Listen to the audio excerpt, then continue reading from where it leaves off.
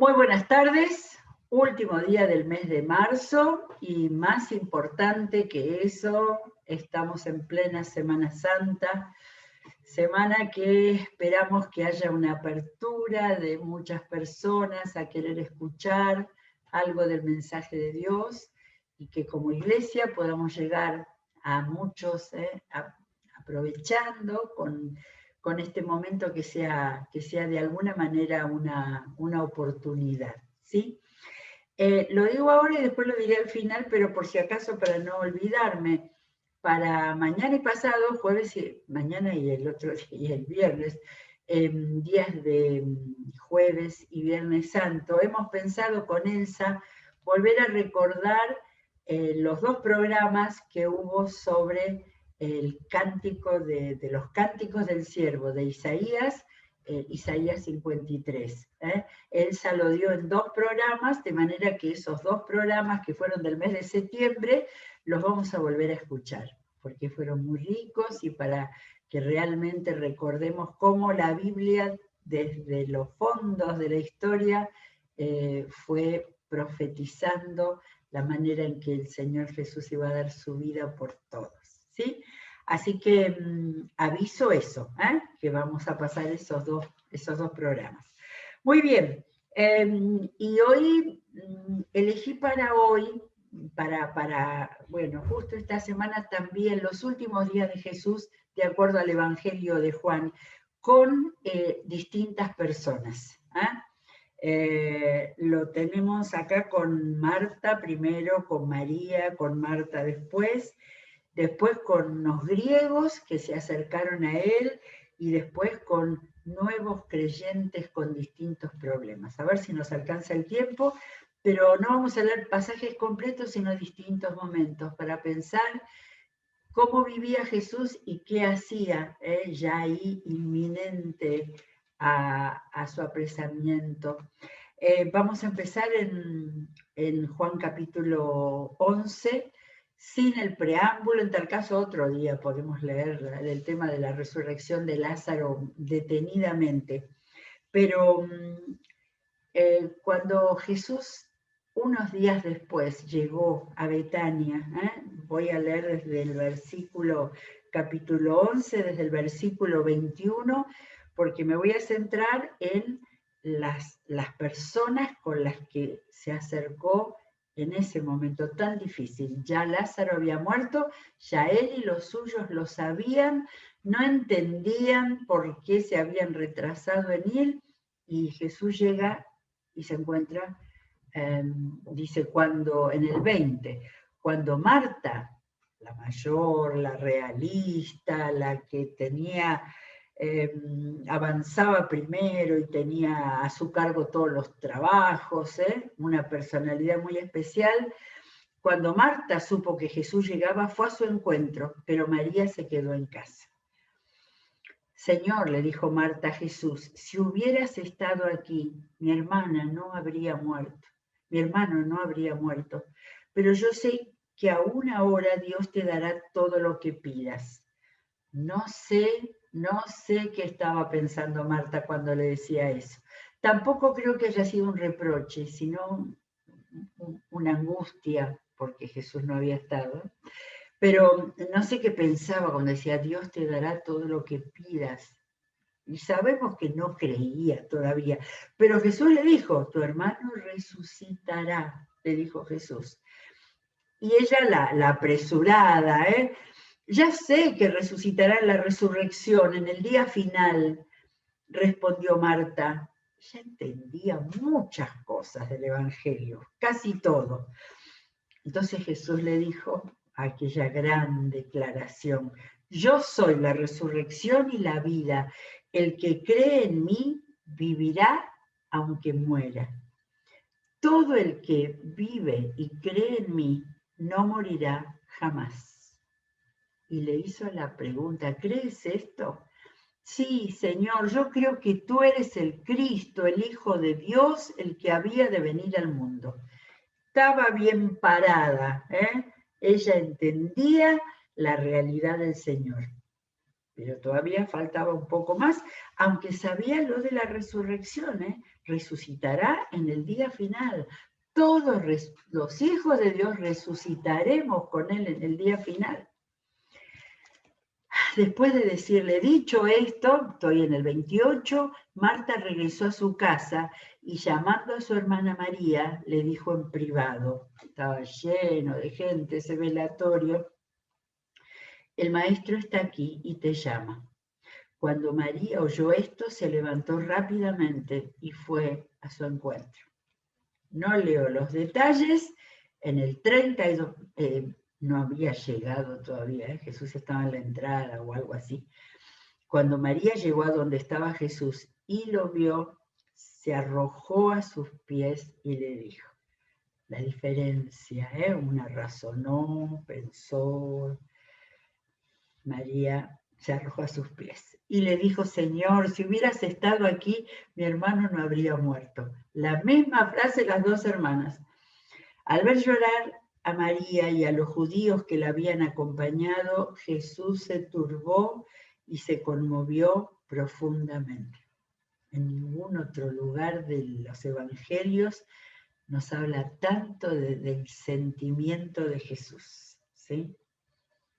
¿A dónde lo han puesto?, preguntó. Ven a verlo, Señor, le respondieron. Ahí salieron todos junto con él y María. Jesús lloró. Miren cuánto lo quería, dijeron los judíos. Algunos otros comentaban, ese que le abrió los ojos al ciego no podría haber impedido que Lázaro muriera. Y parecía una crítica, pero tiendo a no pensar en crítica. Había un dejo de fe en que podía haber hecho, aunque fuera algo amargo que estuvieran diciendo en medio de un velatorio. Conmovido una vez más, uno se queda en aquel Jesús lloró, pero una vez más Jesús se conmovió, se acercó al sepulcro. Era una cueva cuya entrada estaba tapada con una piedra. Quiten la piedra, ordenó Jesús. Y ahí vuelve a aparecer Marta. Por eso, en la lectura que hice previa, digo, mira, aparece Marta con una postura que es la misma de siempre. Después María, la que llora y se tira al piso. Y ahora vuelve Marta. Marta, la hermana del difunto, objetó. Señor, ya debe oler mal, pues lleva 4 días allí.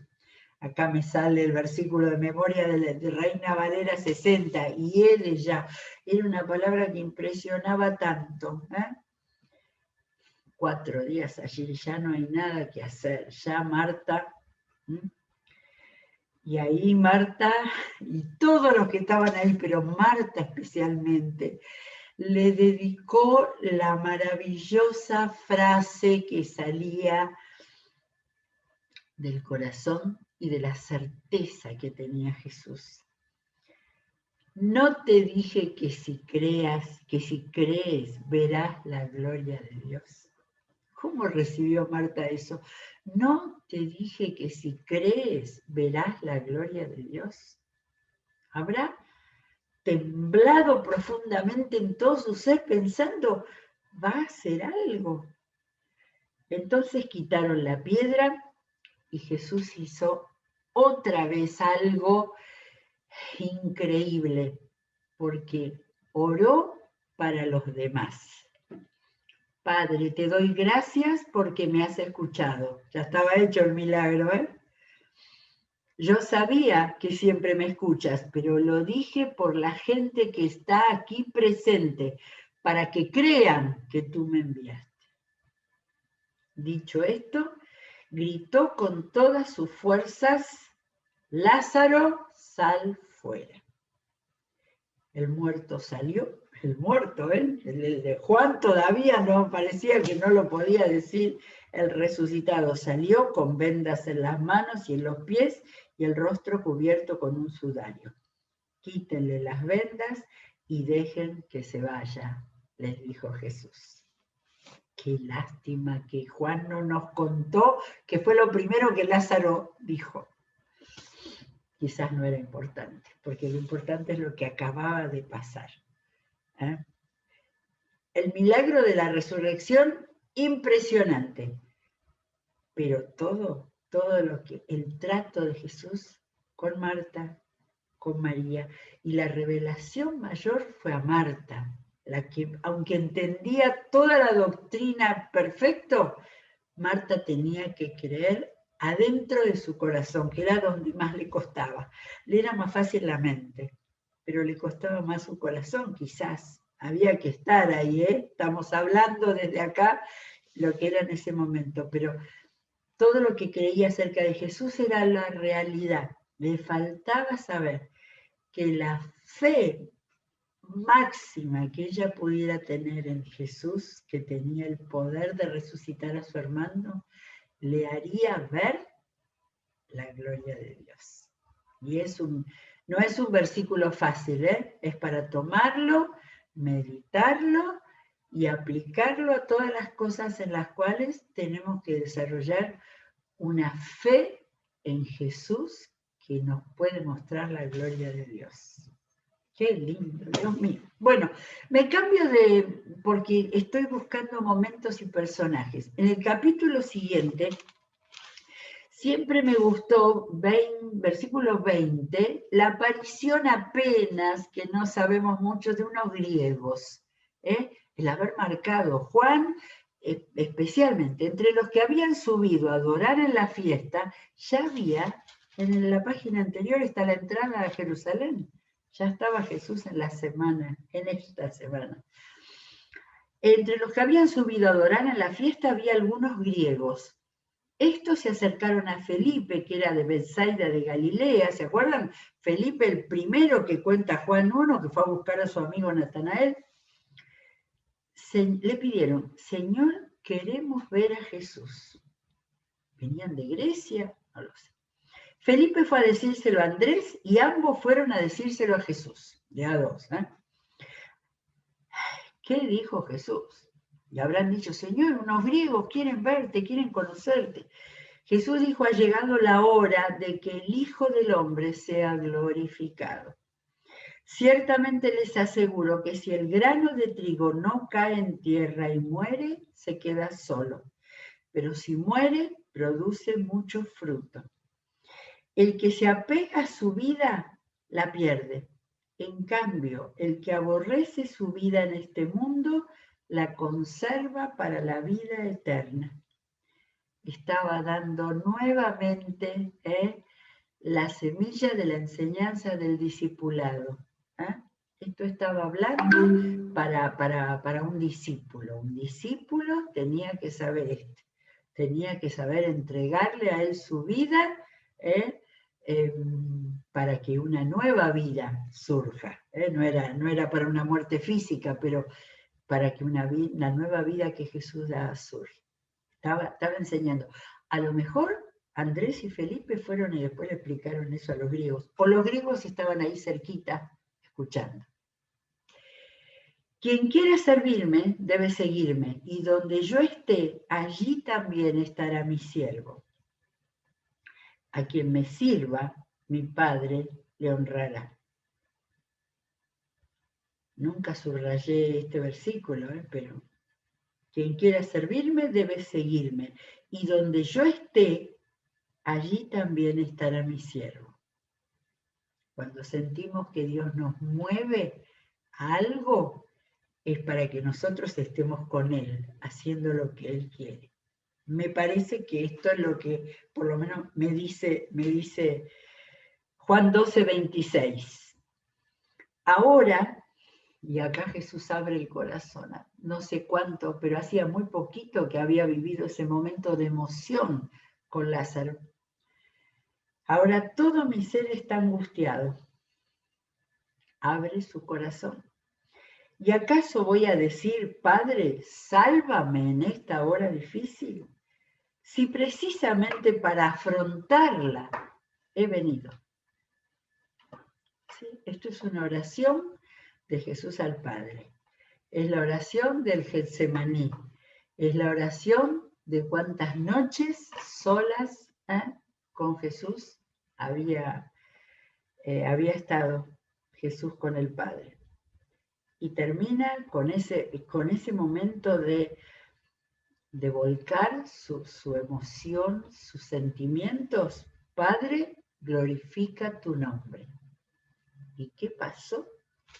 Se oyó entonces desde el cielo una voz que decía, ya lo he glorificado y volveré a glorificarlo.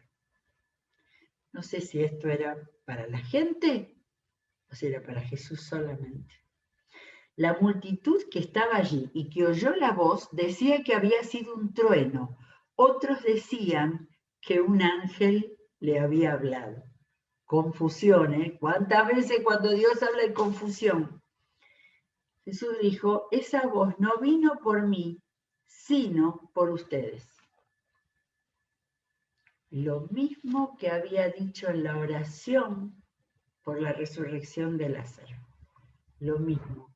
Cuando Jesús decía algo o sucedía algo para que los demás lo escucharan y se abriera su entendimiento, pudieran ver que estaba ahí Dios hablando y confirmando a Jesús. Y lo mismo fue en la resurrección. No tenía necesidad de él de saber que tenía el poder para resucitarlo. Oraba para que los demás creyeran. Estábamos en la misma semana, en la semana de la Pascua. Y ahí sigue y vuelve a enseñar. El juicio de este mundo ha llegado ya y el príncipe de este mundo va a ser expulsado. Pero yo, cuando sea levantado de la tierra, atraeré a todos a mí mismo. Esto no es fácil de entender, salvo cuando estamos en medio de la Escritura. ¿Se acuerdan que a Nicodemo le dijo esto mismo? Que tenía que ver con la serpiente que fue levantada, pero ese acto simbólico era para ese acto real que iba a suceder en unos pocos días. Yo, cuando sea levantado de la tierra, atraeré a todos a mí mismo. Con esto Jesús daba a entender de qué manera iba a morir. Y acá aparece la gente, acá aparecen, son los últimos, aparecen. Le respondió la gente, de la ley hemos sabido que el Cristo permanecerá para siempre, pero ¿cómo dices que el Hijo del Hombre tiene que ser levantado? ¿Quién es ese Hijo del Hombre? ¿Se dan cuenta que estos que dicen de la ley hemos sabido, no leyeron Isaías? Todos los cantos del siervo y especialmente Isaías 53, que vamos a recordar mañana.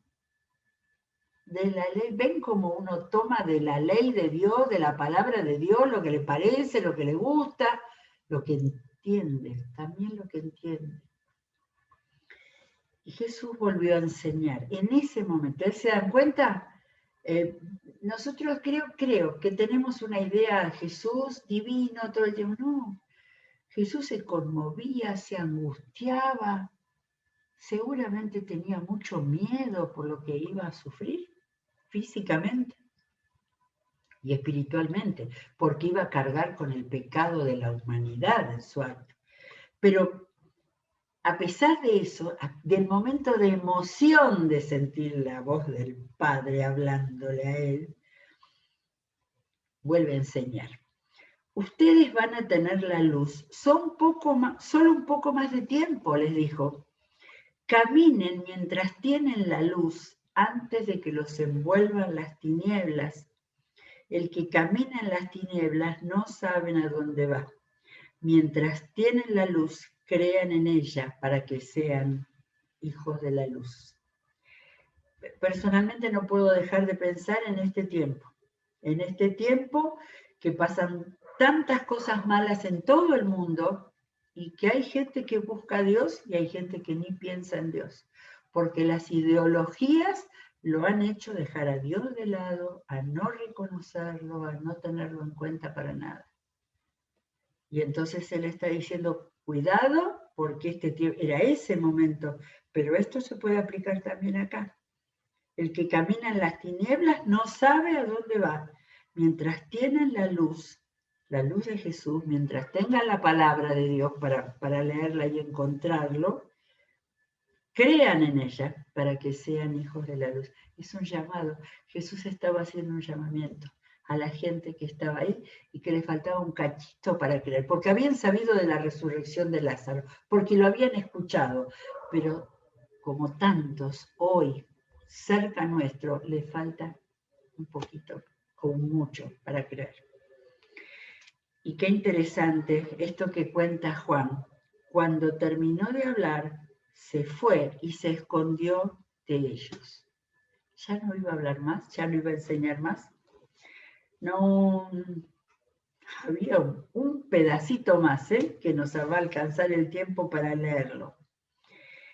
Hay algo más de que ahí enseñó, hay un texto de Isaías que cuenta Juan, pero me voy al versículo 42.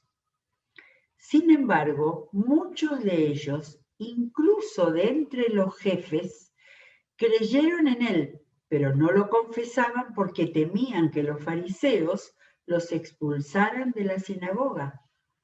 Yo creo que Nicodemo estaba entre ellos, Ahora Juan Lapidario dice, preferían recibir honores de los hombres más que de parte de Dios. Bueno, quizás preferían preservarse porque sabían la maldad de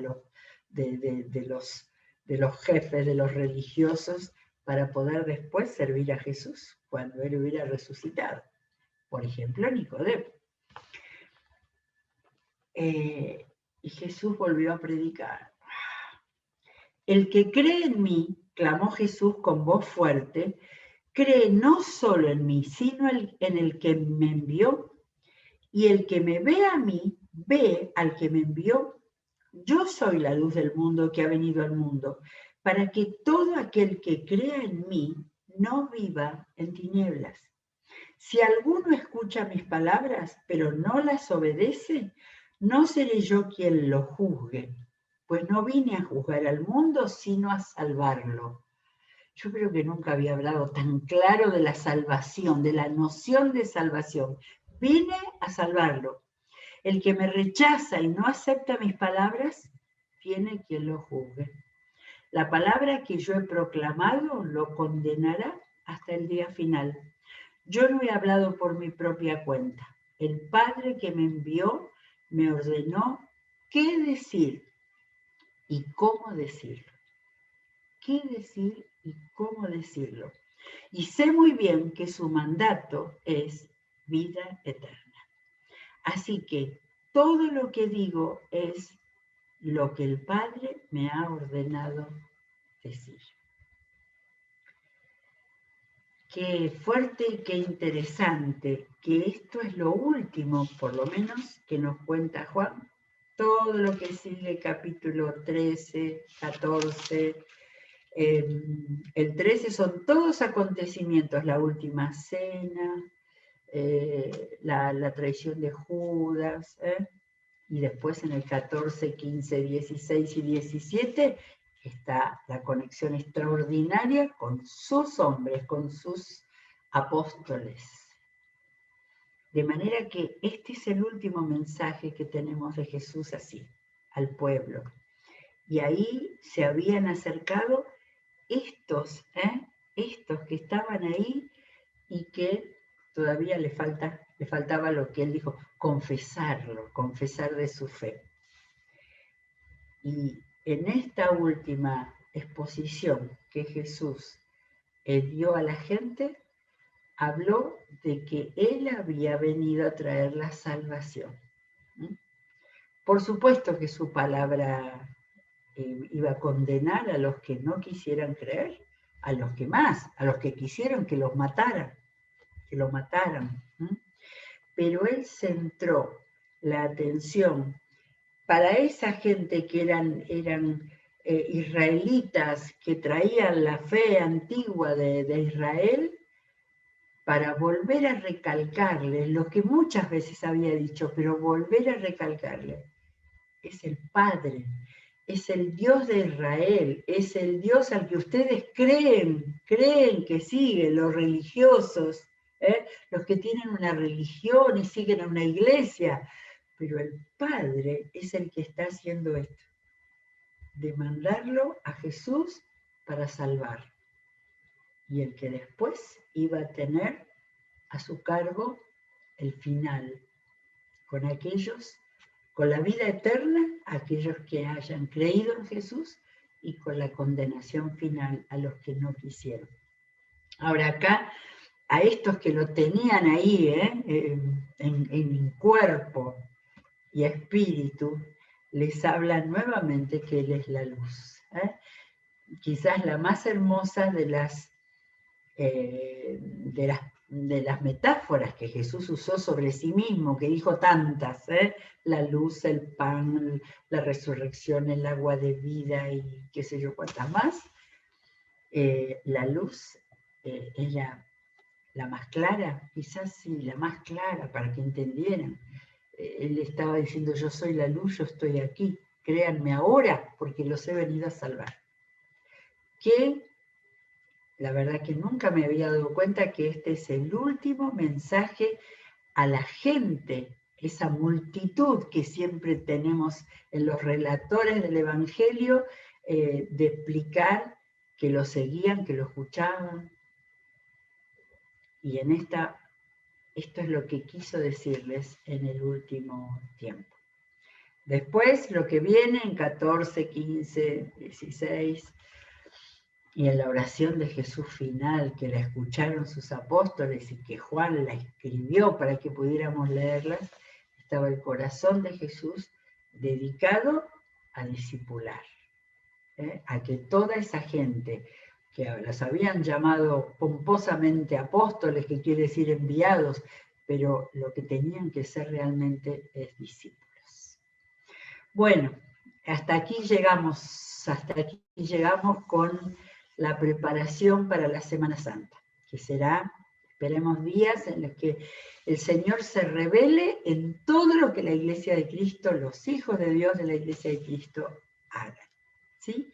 Y el Señor estará, porque donde está Él están sus servidores, de manera que sean días en los cuales veamos la gloria de Dios. Y les recuerdo entonces que sigan a abrir la Biblia mañana y pasado, jueves y viernes santo, con el recuerdo de esa lectura y explicación que Elsa nos hizo del último cántico del siervo, Isaías 53. Que Dios los bendiga, nos bendiga y nos dé unos días gloriosos y maravillosos. Y nos volveremos a encontrar en alguna de las actividades y especialmente en los cultos de sábado y domingo.